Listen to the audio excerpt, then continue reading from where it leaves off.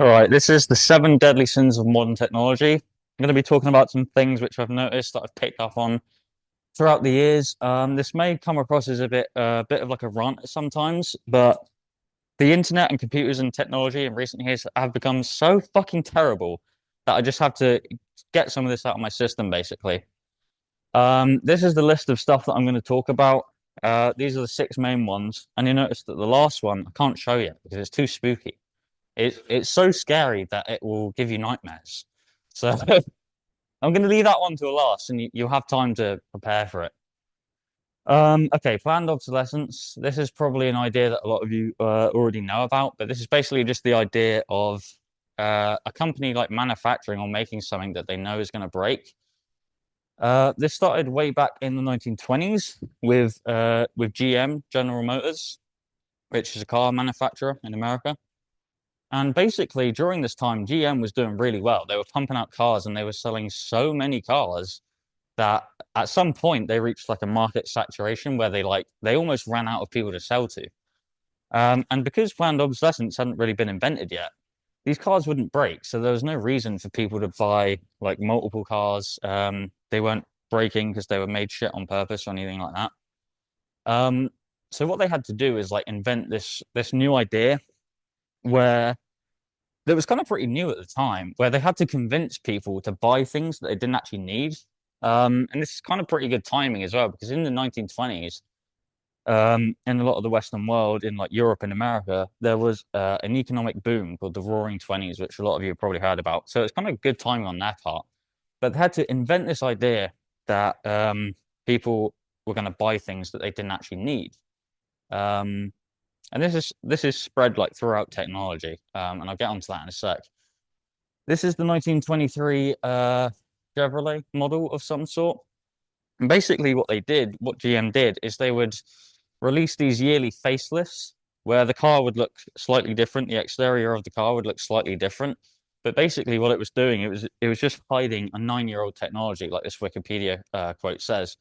So the car wasn't any different in terms of like, I don't know, fuel efficiency or its power or whatever.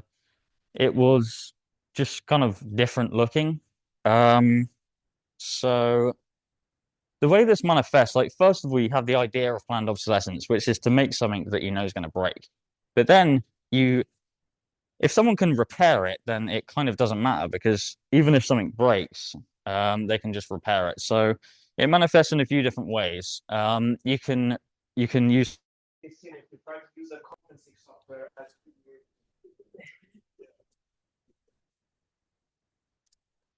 I'll get to proprietary software later. Don't worry about that.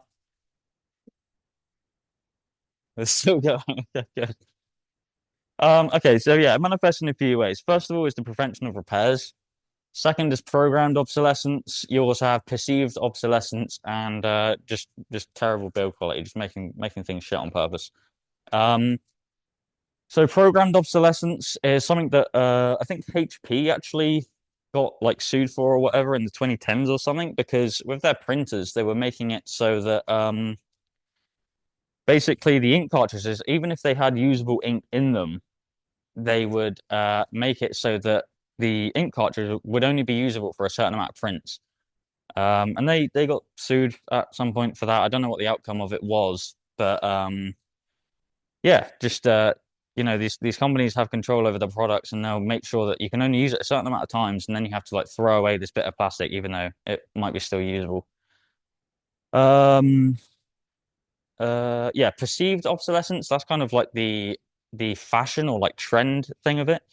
So like a new iPhone, for instance, comes out every year and it's not much different. Like the technology is basically the same. It looks the same. It's still the same rectangle glass thing.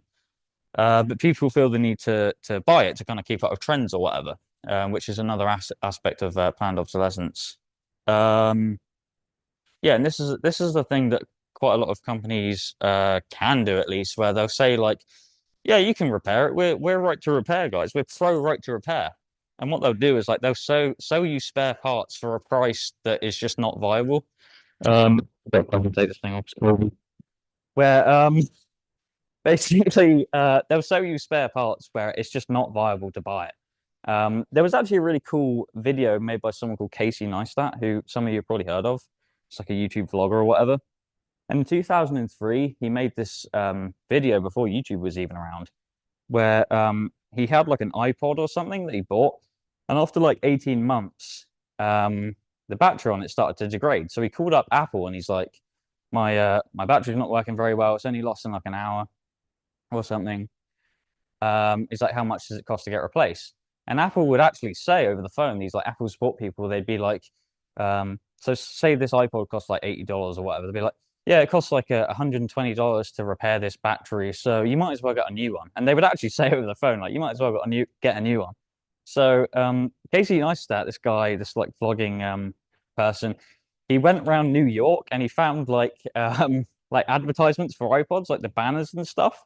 And he had like a graffiti stencil where I said like something like "This is made to die" or "Only lasts 18 months" or whatever, which is pretty cool.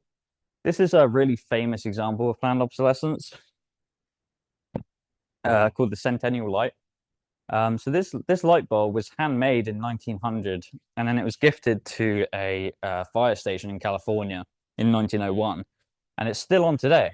So it's not that we're not capable of making things that last a long time, because we are way more than capable of that. But what happened is this thing called the Phoebus cartel, I think is how you pronounce it. The Phoebus cartel was a group of companies. So I think like General Electric, like Philips and stuff were part of this group. And basically all of these companies got together and it was like a legit light bulb conspiracy where they all agreed we're going to sell, manufacture and sell these light bulbs, but only make them last for 1,000 hours, which is pretty crazy. But this kind of stuff like still happens in a roundabout way. And I also brought up this the Centennial light bulb for a different reason, which is to say that things can actually become obsolete. They can become technologically obsolete. These old filament bulbs or whatever, they kind of wear out over time, burn out and stuff. An LED bulb is, it uses less power, it produces less heat, so it's like literally more, efficient as a light source or whatever, and you can do color changing and all this stuff. So things can become obsolete, but what you don't want is just companies manufacturing things that they know are going to break. That's just not how it should work. It's terrible for the environment. It is a pain for consumers because you're paying for something you know is going to break and eventually you're going to have to replace it. And these days it's unlikely that you're going to be able to repair anything easily. And it's particularly bad for technology and electronics for whatever reason. If you bought like a chair or like furniture or whatever, it's not gonna break after a couple of years, really. It's just not gonna happen. So that brings me to my next point, which is anti-repair. I'm gonna probably talk about Apple a lot during this because they've been particularly bad at trying to make things hard to repair. Um, Fuck Apple. Do not buy anything from Apple. Um, so this just involves companies making things hard to repair in just really weird ways where like if you bought a laptop in the early 2000s, these like big chunky laptops, it used to be so that you could just like unscrew the bottom, you'd be able to get to like the RAM, the motherboard, you can take the battery out, you can do anything you want. Um, but then Apple were like, we can make more money if we just don't make it repairable. So there's a few ways that companies can kind of like practice this. So they can restrict access to parts, manuals, and tools. I think I have a few examples of that later on in the presentation. They can block third-party parts, which is something that, again, Apple has been known to do, or use parts pairing. So parts pairing is like a pretty good example is with iPhones. If you like break the little home screen button and you go to replace it, it will like disable some other features. So it might disable like, well, probably a better example is like the front camera. If you replace the front camera on iPhone, it will disable like Face ID and stuff. Soldering parts onto the motherboard. This is something that never used to be done, but now laptops often will like glue the battery in and like solder in the RAM. Whilst I was researching this, I found like a video of a guy trying to replace a battery of a MacBook, and he had to like put so much elbow grease to get through the glue on this like battery that it's like barely. It's clearly they're making it more difficult to replace parts. And they can do even more crazy stuff. Like I saw a video of a guy, he phones up this authorized third-party Apple repair guy, and he tells this guy that Apple will kind of use geofencing or whatever, or locate the authorized parts they've sent out to the authorized repair, and then make sure that the repair only happens in that store. So yeah, pretty crazy stuff. You can't even replace an SSD easily in a Mac Pro apparently because you need to use their special proprietary SSDs because of like the secure enclave chip or whatever. It's just soldered on the board. Oh, good. Yeah, it's just fucking stupid. Anyway, this is John Deere. This is another famous example of something that happened. You've probably heard about like the anti-repair practices that John Deere try and do. But back in the day, they were pretty cool. There was this tractor called the Waterloo Boy. You could get to all the parts easily. It would run on anything. It would run on diesel, kerosene, used motor oil, and all the rest of it. And they actually make a point in that old advertising materials here to farmers saying, you want a tractor that you can care for and operate yourself.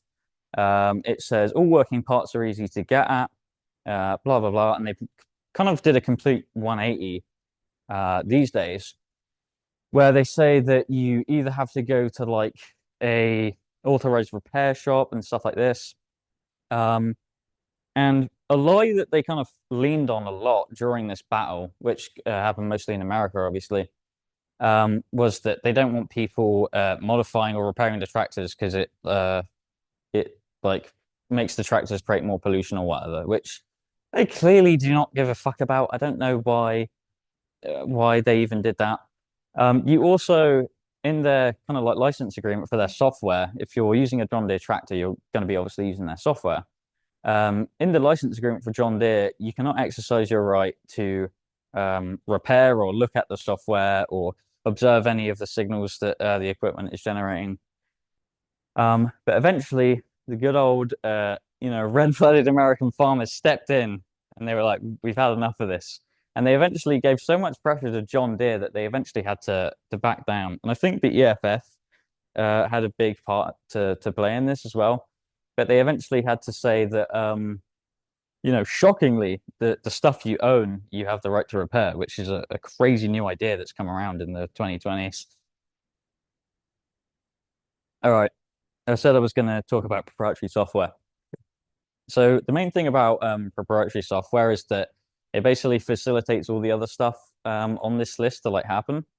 It's usually full of DRM and adverts and stuff like that, which you don't want. You rely on the vendor to keep software updated and secure. And obviously with proprietary software, you don't really know what it's doing unless you like go through the effort of reverse engineering it or something like that. You have no control over how you can change it or customize it or modify it to fit your needs. And one of the best things about open source software is this quote, which I think is an Eric S. Raymond quote, who's this guy who wrote a book on open source software. He says, "With enough eyes, all bugs are shallow."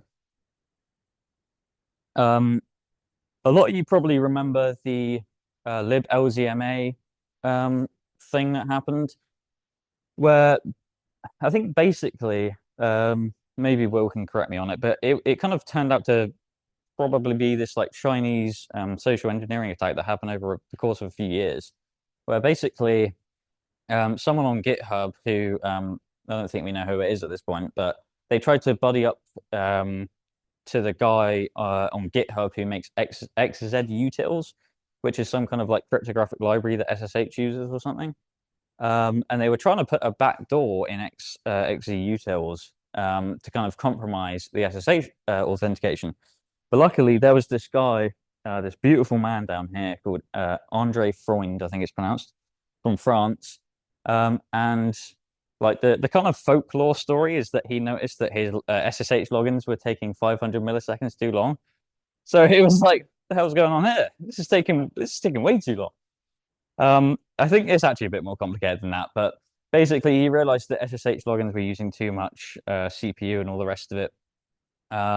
So he went and looked at the code. I think he probably found some kind of like initial problem with the SSH code, or rather XE utils code or whatever.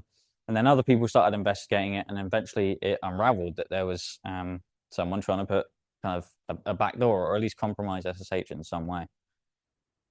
So contrary to proprietary software, which is kind of controlled just by the people that produce it, open source software can be improved or forked by anyone. And this results in sometimes programs that like work near perfectly, excuse me. So if you think about like VLC Media Player, FFmpeg, some of you probably use to compress videos and stuff. GNU Core Utils, you definitely all use these.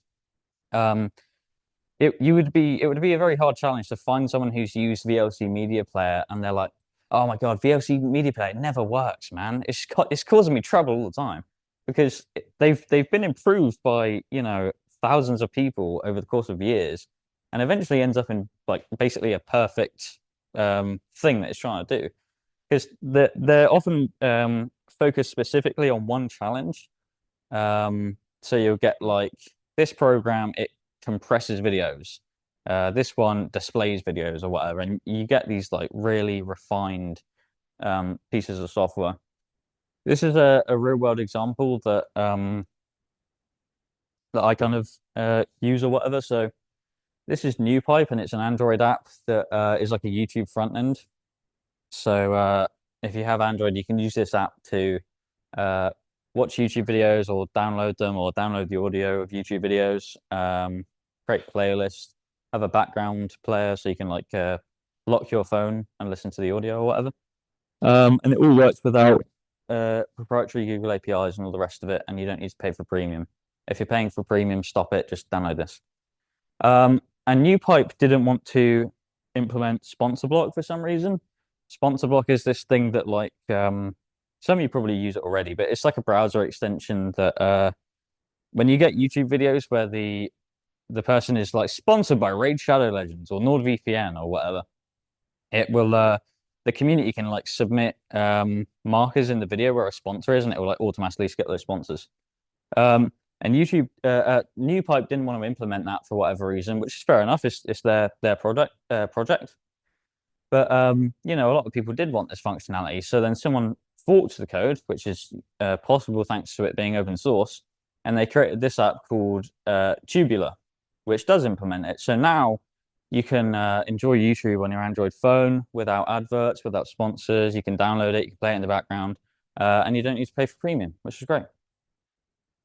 Yeah, most importantly, and this is like a theme throughout the whole presentation, it's just another thing that takes away control from the user, basically, and that's kind of like the main problem with it.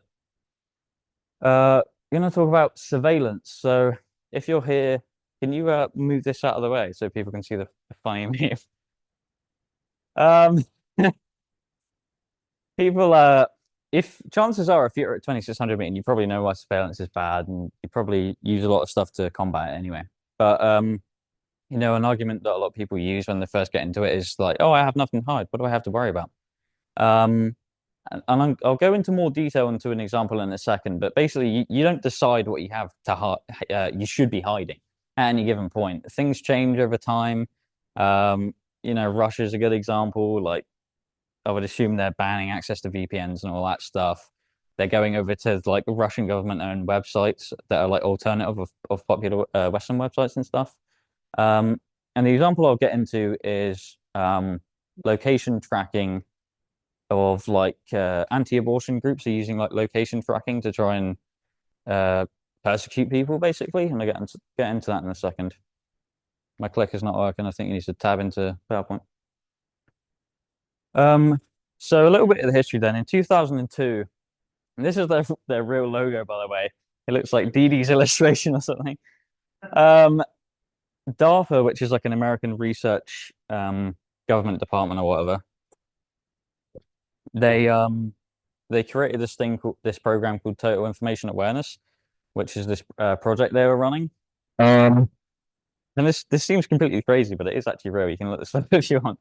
But basically, they were trying to hoover up data, including personal data, from like various different locations, like email, phone calls, medical records, and stuff like that. And they wanted to use this for to like thwart terrorist plots and stuff like that. Um, Here's an example. I think this is from the Wikipedia page about it, so I think this is like a an internal document about it or something. But where it says transactional data, they were trying to collect financial information, education, travel, medical, and all the rest of it. And eventually, it was suspended in 2003 because the government were like, we probably need to fucking relax a little bit. This is like on par with what like China does or whatever. So they suspended it. But luckily, around the same time, all of these companies started popping up.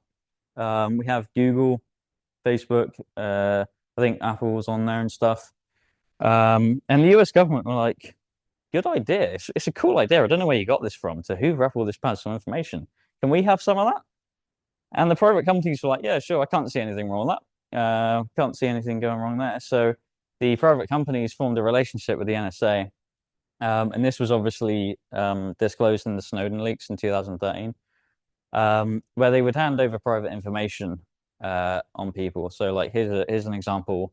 They have like a list. So this is an internal slide from this product or whatever. So we have like Apple, Microsoft, Google, and stuff handing information to the government for data like this: email, videos, photos, file transfers, all the rest of it.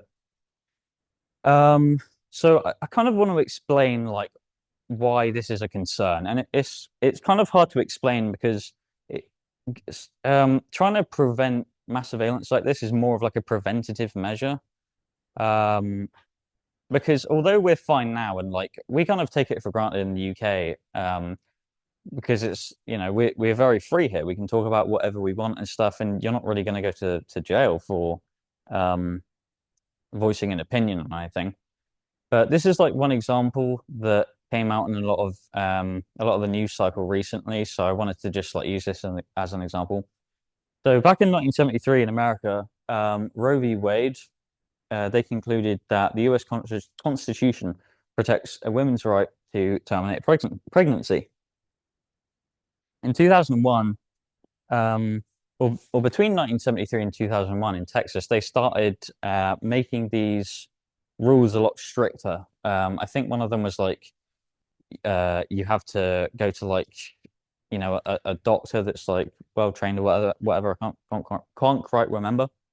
But then after 2021, so in 2021 they passed Senate Bill 8, a law that bans abortions as early as 6 weeks. And then as I'm sure a lot of you are aware, it's just been getting stricter and stricter. I think Idaho in the US also they not only prevent you from having an abortion, but they have like a rule in place where if you go to another state where it is legal, people within that state, if they know you're doing it there, can like sue you or whatever. So pretty crazy stuff. And in 2024, just last week, I think actually, well, this has kind of been known for a few years, but a lot of news people have been coming out with information about it. It was discovered that MAID data, so MAID is mobile advertising identity. So if you ever dove into the settings of your phone and you find an option that says, they probably call it some bullshit name like secure advertising, secure personal advertising, or something like that. That's basically what MAID data is. And if you use an app that supports this, there's actually like a real-time bid going on between advertising companies. And within this bid stream data is what it's called, is like location and some other information as well. And it was actually found out that anti-abortion groups, because anyone can access this bid stream data, it was discovered that anti-abortion groups were actually using this MAID data to try and basically track down people who they knew were like within abortion clinics. So either they work there or they're going there as like a patient kind of thing. And this is to say that you never really know what's going to happen in like the span of like 50 years or whatever. Here's a screenshot. So what it says there is Atlas said it's investigated geofence an abortion clinic and was able to identify a likely employee at that clinic, and they were able to track his home address and stuff like that. And this is a a screenshot, I think from Babel Street, which is this this location finding service or whatever. So that's another deadly sin. I'm going to talk about centralization now. So I'm mostly talking about software and the internet here. So I'm going to talk about two kind of different things. So centralization is this idea that instead of having like a distributed messaging thing, you have Discord, right? Everyone goes to Discord, which is a central resource that everyone uses to chat. So this is kind of bad for surveillance, first of all, because obviously data naturally grows into like these big pools where there are millions of people's data and stuff. But I want to kind of ignore all that for now and talk about more the consolidation of the internet. This is a funny screenshot that I found where it says, I'm old enough to remember when the internet wasn't a group of 5 websites, each consisting of screenshots of text from the other from the other 4, which is pretty funny. Like some of you are probably old enough to remember this, where you'd actually get like independent sites about stuff that people were interested in and things. But now it's just if you want to download game mods, you probably have to go to a fucking Discord server or whatever to download them instead of some like cool website that has its own graphics and animations and things like that. And when things are actually exciting. 2007, about 50% of internet traffic came from several thousand websites. Can you imagine? 2009, consumer internet represented 20% of all North American traffic. And by this point, 50% of traffic was just coming from 150 sites. In 2014, let's see, so, half of the traffic, or at least in America or whatever this thing's saying, was coming from just 35 sites. And that was 2014. So, this number's probably a bit lower. And, my problem with this is like, internet infrastructure has exploded, right? We have so many data centers, internet exchange points. You can get fiber to your home now, and it's just gone crazy. But as internet infrastructure has got better, the internet has actually seemed way smaller. This is what it might have looked like back in the day. You would have independent websites where people had complete control over their websites, so they all looked different. They represented the character of whoever the person was that was making that website. You had like Ventrilo servers and Mumble servers and stuff, where oftentimes it would just be people hosting VoIP servers on like an old laptop they had, or a computer they weren't using or whatever. You had file sharing like LimeWire. You had Newsgrounds, and basically back then you had a higher amount of creativity. It was more about fun, less so than like a business. And it was basically just more independent. It was more of a decentralized ecosystem that we had. And even just removal of we have the Smosh YouTube channel as an example. Um, Even just the removal of personalization, even on these centralized websites, is something that's kind of weird. You used to, on your YouTube channel, you used to be able to like edit the background and put whatever you want there. So everyone's would be different. But now all you get is like a banner and a profile picture, and that's pretty much it. I don't know why this is, but the internet's just become way more boring for whatever reason. So websites used to have unique navigation, right? They used to be like laid out in kind of weird, interesting ways so that each website you go to, or not everyone, because there was still this problem back then of things looking the same, but oftentimes you stumble across websites which has like unique navigation. They were using like weird colors and images and animations that you hadn't seen on any other website. And it wasn't just this like hamburger menu bar at the top right, image, stuff like that. And users on forums, they would have a higher level of customization as well. They'd have profile pictures. Sometimes they'd even have like animated profile pictures. Signatures, which is that like an email signature basically. They have like a thing that signs off every one of their posts. They'd have flares, they'd have home pages on that forum site. They'd use like different weird fonts, like that really cool font with like the fire animation that goes off. We need that back. but now everything looks the same. And this isn't just a hunch. There's actually some studies to kind of back me up here. So in basically what this is saying, between 2008 and 2010, there was a higher variance of what websites look like. And then between 2010 and 2016, the variance between websites started to dwindle, so they started to look more similar. And 2016 is 8 years ago now, so I'm sure that that trend has kind of continued. Yeah, they're usually minimal and have no user customization. So what used to look like this, like a kind of weird, interesting website for WinZip, it now looks like this, which is boring and shit. What used to look like this is the NASA website, and now looks like this. Basically, the kind of like the same style as the WinZip site. So not good. This is just like a kind of bit of a bitchy one to be honest, but this is like arbitrary costs of stuff. So the one at the top left is an email that someone got from Mazda, where it says that their 3-year trial of Mazda connected services will expire in 60 days. And basically what it's saying is that technology that you always had access to like 20 years ago, you now need to pay for remote start and remote keyless entry. And it's just a fucking lazy way of companies trying to generate more revenue. Because they're like, damn, we can't actually innovate anything. We've basically got this product perfect. Should we just like charge them for something we've been giving them for free for like 20 years? And they're like, yeah, sure, go for it. And the guy there in the Mazda thing, he was actually he got DMCA'd by Mazda on GitHub because this guy reverse engineered this Mazda connected services software, and he was like, "Fuck you, we're gonna have it for free." And everyone had access to remote start and remote keyless entry for free, and they were like, "No, no, don't do that. No, no, we can't charge people for nothing anymore."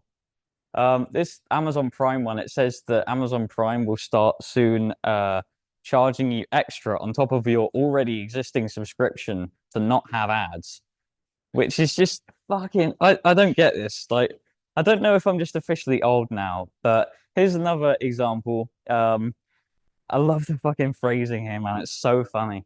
You can pay money for the privilege of watching ads, and they say get our most affordable advert supported plan.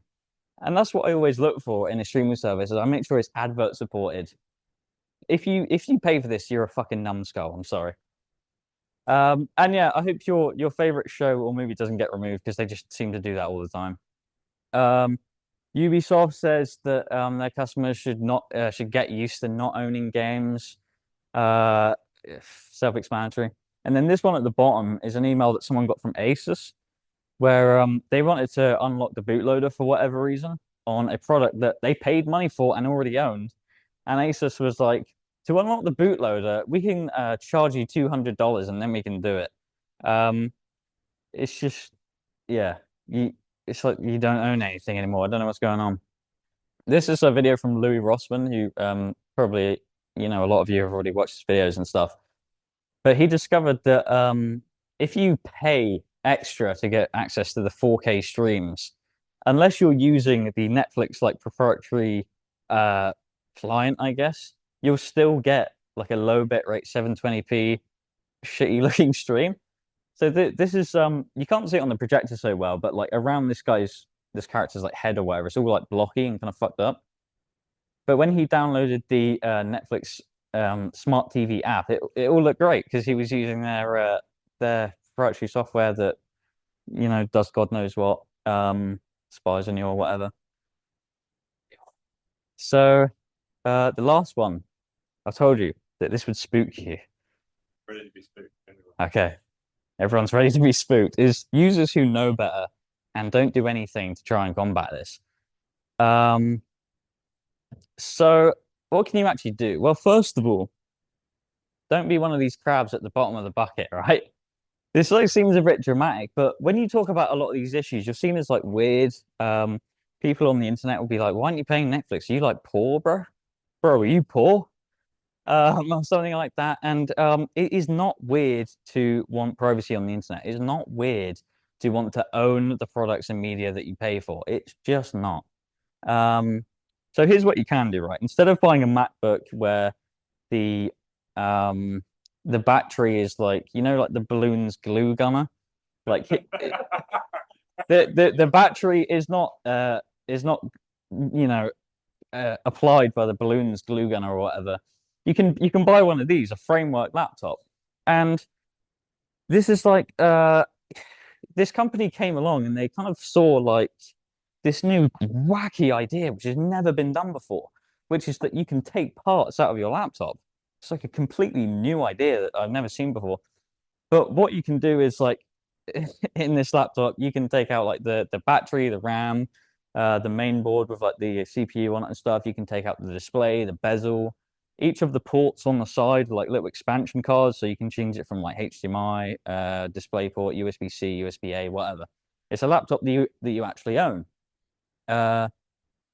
Here's what you can do with media, right? So probably the best option with media if you want to own it digitally is Bandcamp. I think Bandcamp actually, one of my friends was saying they got purchased by Epic Games or something, so they're probably gonna maybe make it worse. Um, but yeah, if the music you want is on Bandcamp, then go there because you can actually support the artist. You can keep using Spotify and make sure that your favorite artist gets like 0.002p for every like 6 trillion streams or whatever, if you want. But one option is Bandcamp. A crazy idea is to have a physical object that plays the media, so you can have like CDs or vinyls. But they kind of take up space, and it's like imagine your whole Spotify library taking up that much space with like every CD. It's not really viable. Another option is to just pirate the music. So this is a good option because not everything is on Bandcamp. So just pirate the music and then buy like their official merchandise or go to like their live performance or whatever. They're gonna get more of a cut of that. So for like movies and stuff, there's barely any good option these days because uh DVDs are like lower quality because they can only hold a certain amount of data. Blu-rays are pretty cool, but Blu-rays also have like DRM built in. So even if you own the disc, if you're trying to do the right thing, you still can't win because you need to have like a HDMI cable. What's that thing in HDMI cables? I think it's like HDCP or whatever, that like DRM thing. Um, but basically, your best bet is to buy the Blu-ray and then rip it. That's pretty much your only option. If you want to avoid surveillance and you want to use free and open source software, you can use Matrix. Matrix is a decentralized chat protocol. This thing here is Element, which is the most popular client for Matrix. You can use Linux instead of Windows. You can use Graphene OS instead of stock Android, which has a lot of like I guess privacy features in it or whatever.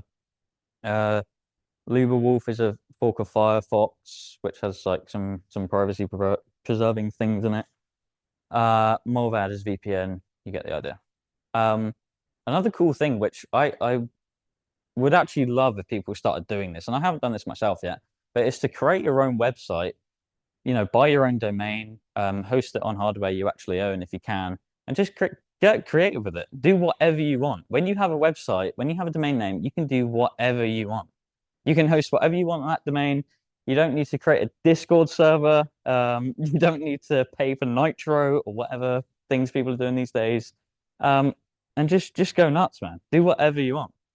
If you wanna discover some weird websites, some funny ones, crazy ones, you can go to this website called Wibby.me, and they have like a surprise me button which serves you with like random small independently owned websites. Some of these are complete schizo. Some of them are kind of interesting. It's worth having a look at. Other things you can do to like, support this kind of cause, I guess, if you want to call it that, is you can become a member of the EFF. So, at this point, we already have encryption software that everyone has access to, and a lot of the kind of like privacy battles or whatever, and right to repair things, they come out of like legislation, and EFF does a lot of that. It's mainly based in America, but then that affects like the whole world pretty much. Um, and there was a thing called, some of you probably heard of it, the Online Safety Act, that passed in the UK last year. And one of the clauses in the Online Safety Act was that the owner of like major services, so like Signal, iMessage, the government wanted like a backdoor basically in those things so that they could detect illegal material before it was sent. And people kept trying to explain to them that you can't have like they were trying to come up with some weird knuckleheaded idea where it's like we can detect that it's illegal material but not know what it is. And people were trying to convince them that that's not possible, but they're too old and dumb and harebrained to figure out that that doesn't work. Um, and yeah, that passed by the way, so we'll see how that goes. 404 Media is a news website, independent like journalism that does a lot of really great stuff. So they actually talked about that MAID data thing that I was on about earlier. And NOYB, I think it stands for None of Your Business, is like a European-centric digital rights thing. They do a lot of legislating stuff again. So if you've seen those ads, those pop-ups recently on journalism websites that say you can pay to have your privacy basically, or you can reject it and we'll still track you and stuff. They're trying to battle against that recently. All right, thanks for listening, everyone.